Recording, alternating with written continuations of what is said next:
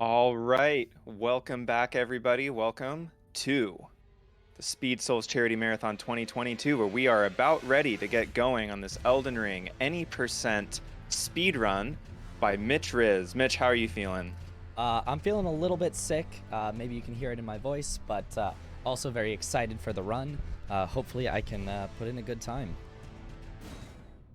Cool, sick and excited sounds awesome. Mhm. Well, I think I'm ready to get started whenever you're ready. Um, Anything you want to say about the run before you get going, or feel free to just get started. Um, yeah, I think we can explain it during. I might run up against the time estimate that I had, and don't want to get the marathon too far off track, so we'll start going. But one interesting maybe thing to note is I have a lot of keys rebound on my keyboard in order to enable some glitches I'm gonna do. So why don't you give me a name to type in, and we'll see what it ends up becoming. So if we've got any name that we want to put in here for the marathon. Sick percent run. Let's see what happens when I try to type in sick percent.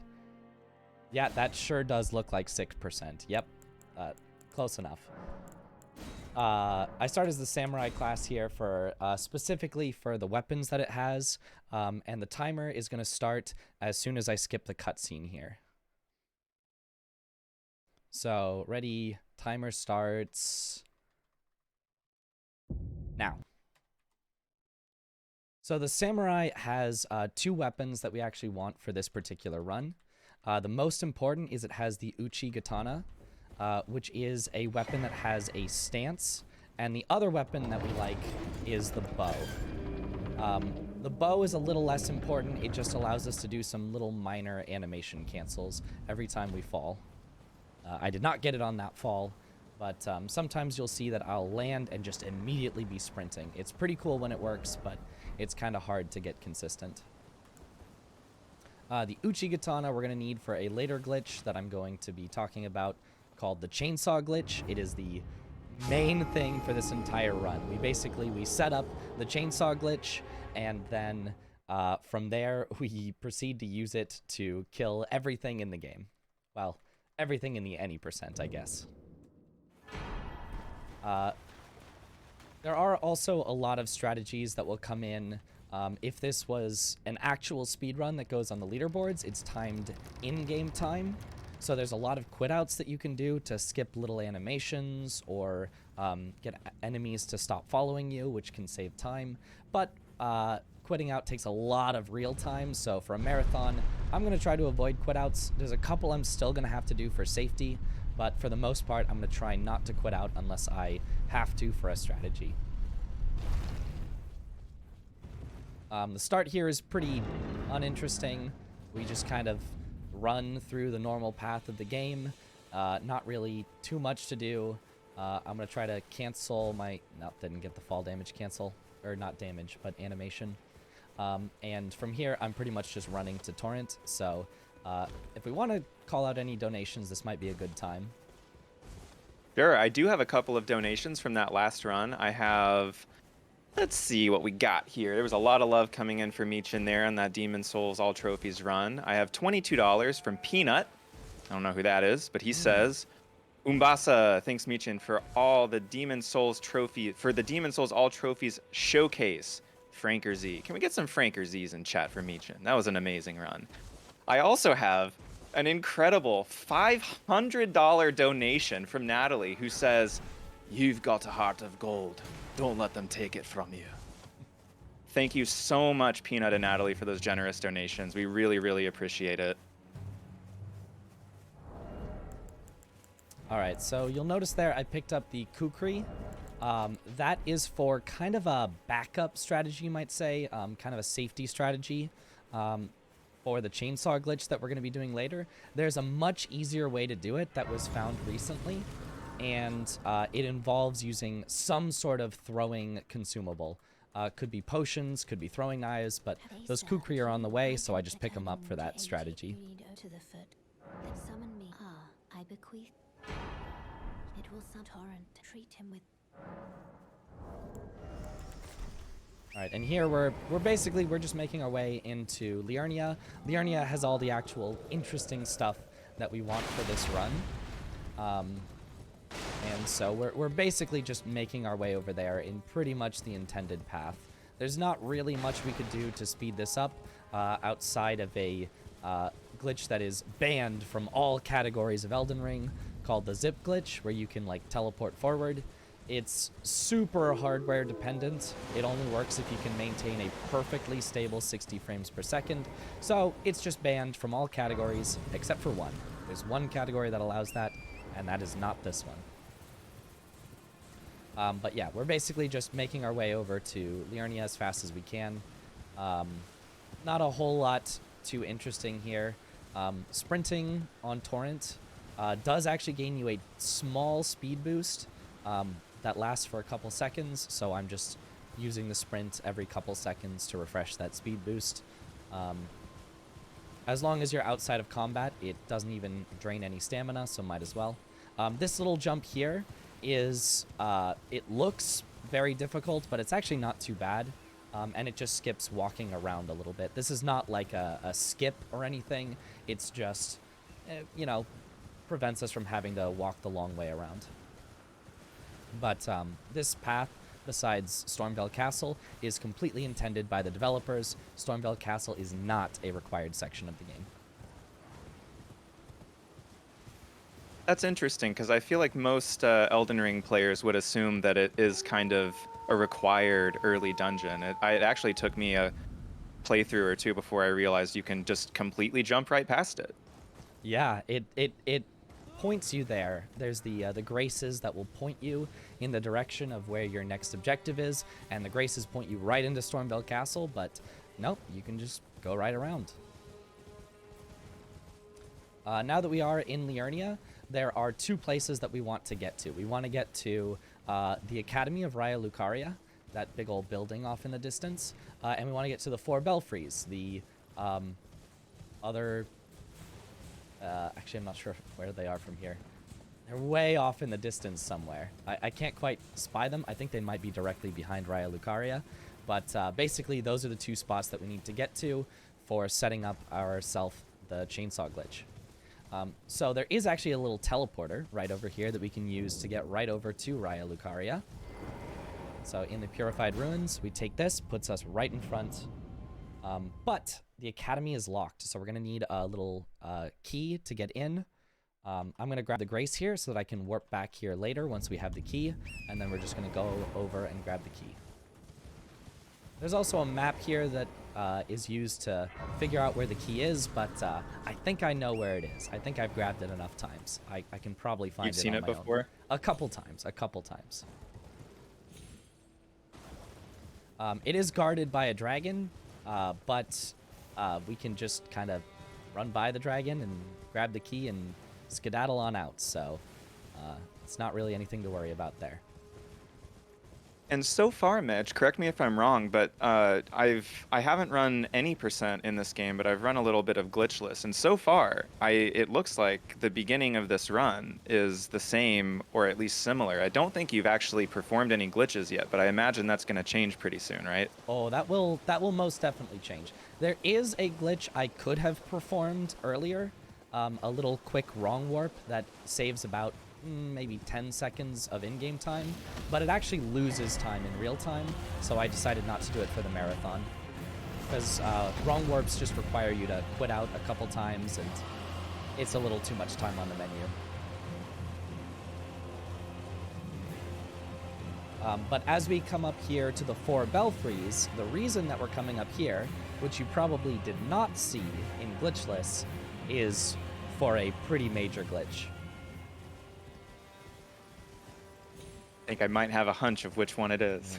Yes. So the Four Belfries are... Is it actually four? I feel like there's 3 actual warps that you can take, but I'm pretty sure the area is called Four Belfries. But anyway, they are basically teleports to sections much later in the game, but sections that are way off to the side that don't connect to the main area, so that you're not supposed to actually be able to use them to advance in in the game, you're just supposed to be able to use them to basically preview future areas that you might be able to find, and for your troubles, you get like a little cool item or two. However, what FromSoft was not counting on is the fact that if we can get into an area, we can get back to the default location of that area using what's called a wrong warp. So we're going to take the key, we're going to use it to open this belfry down at the bottom. This one is going to take us to Farum Azula, one of the latest areas in the entire game, and we're going to perform a wrong warp to get to the default location here. How I'm going to do that is I'm going to use a Memory of Grace, and at the same time that it goes off, I'm going to warp. It requires an audio cue, so hopefully I can get it right first try. Got it, pretty sure. So with that, as I'm basically dying at the same time as I perform the warp, the game puts me in a default location for where I warp to, which for Stormhill Shack, for some reason, the default location is under the map. And because I get put to the default location that's under the map, if I quit out again, the game's like, well, I'm not going to put you back under the map. I'll put you back where you warped from instead. And so it puts me back in Farum Azula, but now at the default location, which is the start. So now I am legitimately near the end of the entire game, just less than 10 minutes in. I think you just skipped about 170 hours of my casual Elden Ring playthrough. Roughly. That sounds like the right amount. All right, for safety, I'm going to quit out here. I was trying to avoid it a lot in practice, but I got killed a couple times, and I don't want to have to do that wrong warp again, so I'm going to take the 15 seconds of real-time loss just to make sure I don't get killed in Farum Azula.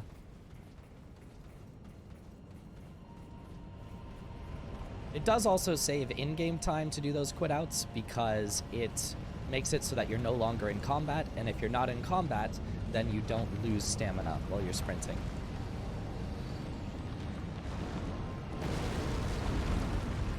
And that right there, that was another one of your kind of fall stagger cancels with the bow, right? I have failed to do it every time so far, but that was another attempt, yes. I did cancel some.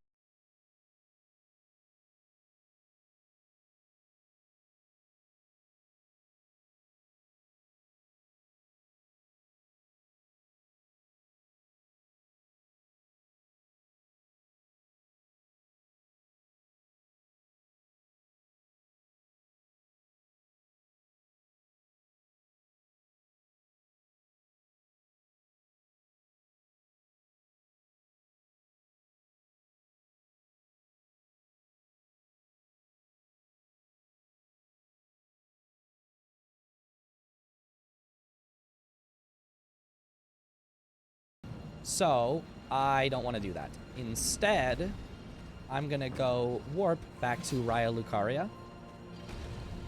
And as I warp back to Raya Lucaria, we're going to use that to get a very powerful weapon that we can use.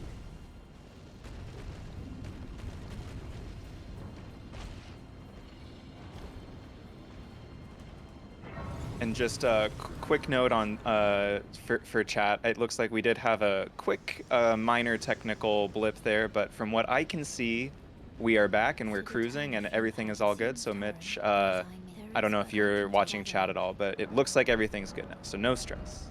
Yes, I did see that. Unfortunately, yeah, my my internet has momentary, just a second or two drops every so often, and not too much I can do about that. I will withhold my commentary on American internet monopolies and instead point out that now is a great time to get some donations in. Just a quick note that even just a $5 donation can provide education supplies for a child, giving them the tools that they need to continue their education. We're supporting a very great charity, Save the Children, and any little bit you can chip in during Mitch's run can really make a huge difference. So get those donations in. And I think we are about to encounter some really nutty stuff in this run. So, let's go. Oh yeah, here we come up to our next glitch. You'll notice I jumped off of Torrent and then immediately quit out, basically as fast as I could. And when I come back in, Hey, Torrent. What's up? Now we're just disconnected from Torrent. And so if I walk right next to an edge and quit out again, Torrent is, once again, I'm not going to be riding Torrent, but he gets repositioned to where I was standing. But since I walked off an edge, when I come back in, Torrent is going to be off of the edge. Bye, Torrent. Now, since Torrent died while we weren't actually on him, the game does something where it just removes Torrent's gravity. So now, when I get back on Torrent, he doesn't have gravity, and I can just fly him. We call this the Pegasus glitch for hopefully fairly obvious reasons. And we can use that to skip a lot of Raya Lucaria by going out of bounds.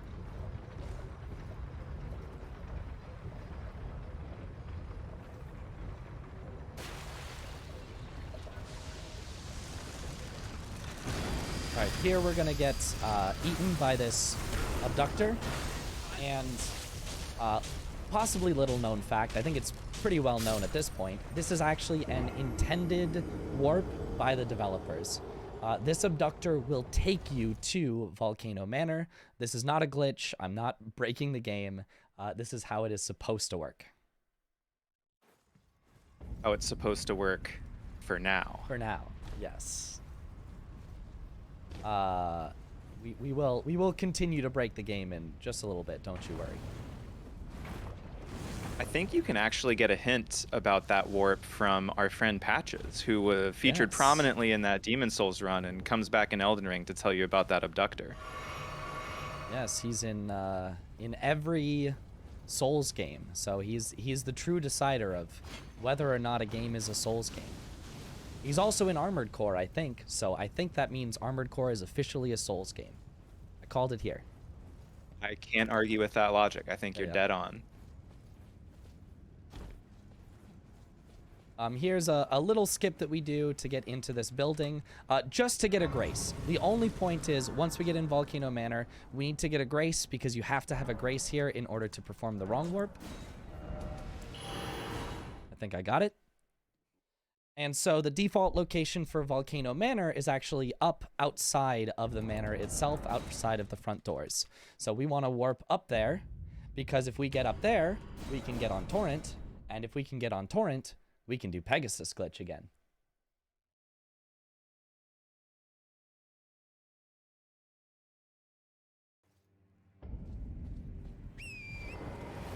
So we once again set it up by jumping off of Torrent and immediately quitting out.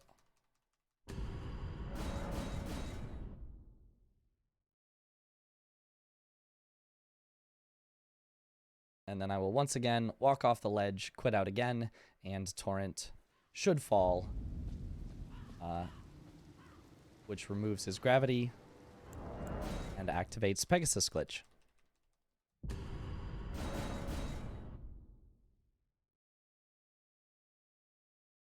And the reason that we use this Pegasus glitch is just because it's the fastest way to get to the Serpent Hunter. We could go through Volcano Manor normally, but Volcano Manor is a bit long, so it's a little bit shorter to just warp to the start, activate Pegasus glitch, gain enough height that we can go over the castle, or the manor, whatever you call this place. I guess it's a manor. Looks like a castle, though. And then, because we go in here, we can go right to where the Serpent Hunter is. And there's kind of an interesting mechanic to that Pegasus glitch that I'm noticing, where it seems like as you gain elevation, the torrent just kind of continues to move in a straight line from that elevation, so you can actually climb while you're in Pegasus mode. Yeah, it's actually only gravity is turned off, so you can push yourself down if you go against a ceiling, and you can push yourself up if you go against a sloped floor. So you're basically cool. locked in at the height that you are, unless you push yourself up or down with some sort of geometry. All right, now we're about to get in to the real interesting part of the run, the chainsaw glitch. So there's a couple ways to set it up. I'm going to do the easier version here because I can. So I perform a stance move. I perform unsheath. Then I switch to the Serpent Hunter, and I need to drain my stamina down to 0. So I need to get these guys in combat with me. There we go. And then once my stamina hits 0, I try to throw a throwing knife, and instead, it does this. Huh. That's weird. And as long as I hold the weapon art button, it just continues to go. This is weird. The Serpent Hunter's not supposed to be a chainsaw. But if I activate the bosses... Huh. Even though I'm nowhere near the boss, he's just getting killed.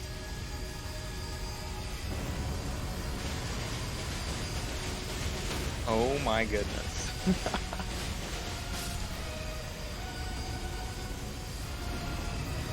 Yeah, so this is our chainsaw glitch. It's is basically a weapon swap glitch, where we can swap the stance of the Uchigatana onto the Serpent Hunter. And because the Serpent Hunter doesn't have a stance, the game instead defaults it to the default weapon skill for all weapons, which is weapon skill 1, which is the Giza Wheel. The Giza Wheel is actually put in as the very first weapon skill in the entire game. And so, the Serpent Hunter uses the Giza Wheel weapon art.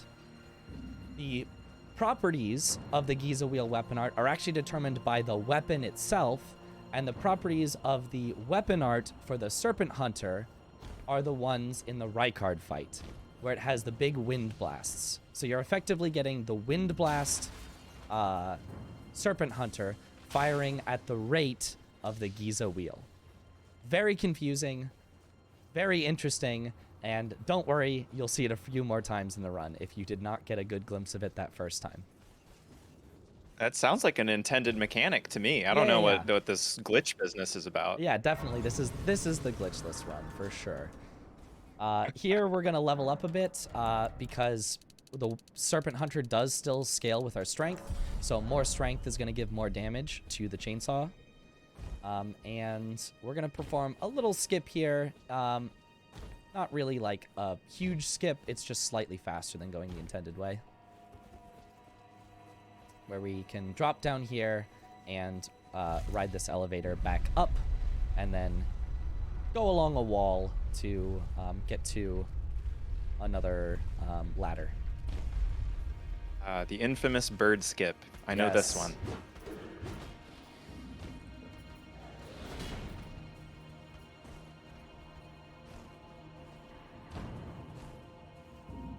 All right, and from here we are pretty much right at Malekith. Now, Malekith is the scariest part of this run. He has 2 phases. The first one I should be able to get without any problems because I'm allowed to use the easier version of the chainsaw glitch. For the second phase, I'm going to have to use the first method that we ever found for doing the chainsaw glitch, which is, it's like 9, I think, inputs in a third of a second, roughly. And you have to get them all at a precise timing. You can't go too fast or too slow in order to activate the chainsaw glitch in his second phase, because it does unfortunately stop activating between phase 1 and phase 2 when the cutscene plays. So I'm gonna have to get the chainsaw glitch twice here. First time I can use the easy method. Second one, I have to get it first try with the difficult method, and I have to position correctly, otherwise I won't kill him in time. So hopefully I can get that.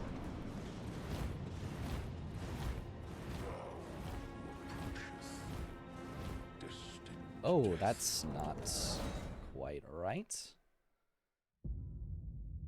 Hold on 1 second here. For some reason, it did not activate. I'm not sure if I missed a step or if I just pressed a wrong button somewhere, but I'm just gonna quit out, restart, so that I can activate it again.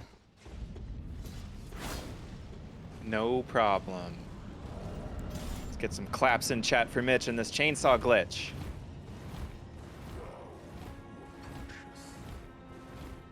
There we go.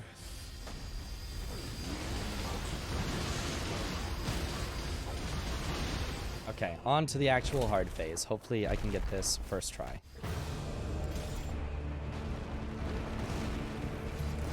Nope. Unfortunately, gonna have to quit out and try it again. If you get it even on the second try, it is unfortunately just too slow to kill that phase. Luckily, the first phase goes pretty quick, so retrying does not take too much time.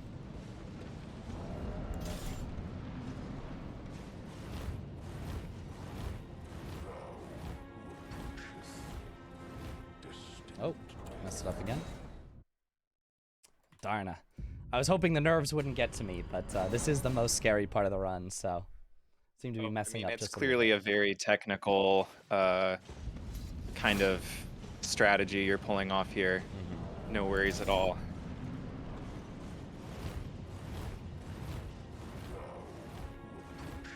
I'm just trying to imagine your inputs right now, and my brain actually can't compute.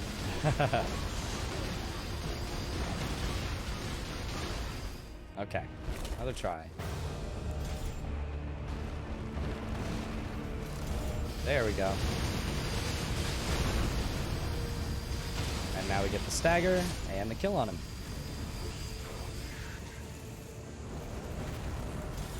Yeah, so the inputs for it, for the fast version that I have to do in phase 2, you turn around so you're not facing him. You start up your stance from the Uchigatana. You target him, which forces your character to turn around. While your character is in that turnaround animation, you open up the pause menu, go into the equipment menu, change your weapon to the Serpent Hunter, go out of the menu, and then continue to hold the weapon art button to activate it. All within about 1/3 of a second. So that was an even more technical version of the same glitch that you had to execute at the top of phase 2 then. Yeah.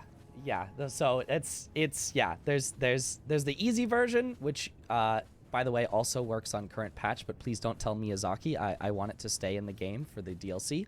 And then there's the very technical version that only works on game version 1.02, maybe on 1.03. I don't actually remember when they patched it out.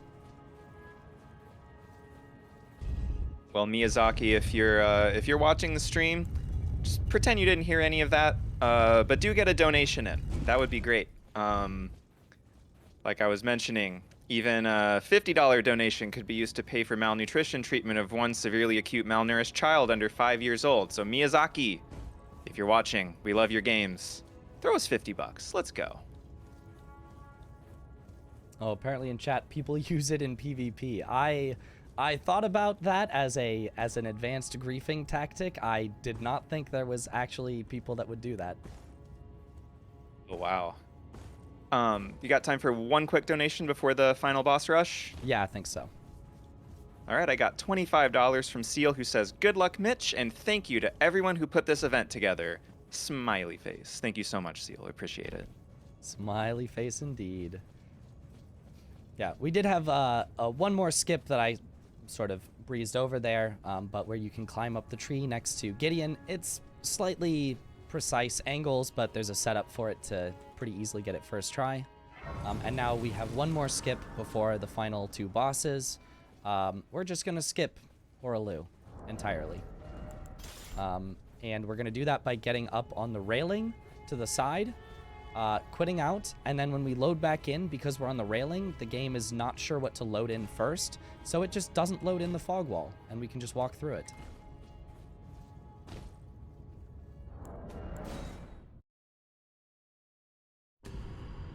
Now, your computer does technically have to be a little bit sort of slow enough to not load in the fog wall before you go through it, but pretty much every computer won't have troubles with that. I've heard the PS5 can actually have troubles, and you can't make it through before the fog wall loads in. They're just too powerful. All right, now we come up to the final 2 bosses. We're going to do the same thing we've been doing. I have to do the fast version of the chainsaw glitch for both of them, but I can make it a little easier on myself on Radagon. You'll see what I mean as I come into the fight here. So, hey Radagon, how's it going? Nice to meet you. Let me just stand behind you. And yeah, Radagon just ignores us. Gives me plenty of attempts to get the chainsaw started. Good thing he gives me Patagon plenty is of times. unbothered. Yeah. Oop. I don't like when he looks at me though. I'm very shy. There we go.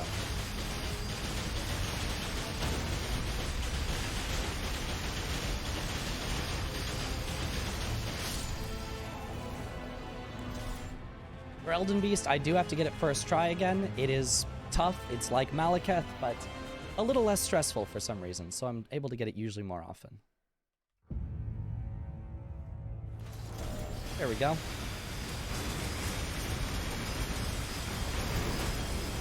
And we get a stagger.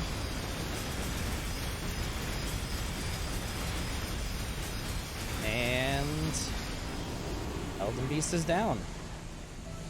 There's a little bit more to go before the time stops. It'll be once the credits start rolling, but we have basically finished the game. Amazing. All right, all that's left. I shut my eyes is to for a touch second, and the this. final boss just kind of isn't there anymore. Oh yeah, that's about it. And ready, time. All right. Not a bad run at all. Amazing. That was Elden Ring in 29 and a half minutes. Amazing, Mitch. How are you feeling? That was great. Feeling really good. I'm glad I came in under estimate because I originally said 25 minutes. I went in and watched the world record run, and the world record itself was about 27 and a half minutes of real time. And I said, oh, that is not going to work. So we're only about 2 minutes off of the world record in real time. I'm very happy with being just within 2 minutes of that world record. So that's really great. Incredible, incredible. That's amazing. All right. Yeah, awesome. I know the kind of the usual meme or the usual way it goes is that everything goes wrong in a marathon, but that run to me looked very, very clean and only 2 minutes off of world record. That's amazing. Congratulations. Yeah, thank you so much. It was pretty much just Malekith was a little bit the nerves got to me, and everything else I'm really, really happy with. So really happy with that run. Really happy to be part of this amazing marathon, raising money for a great cause. And yeah, thank you so much for having me. All right, Mitch, thank you so much. Thank you. See you, everyone. Bye-bye.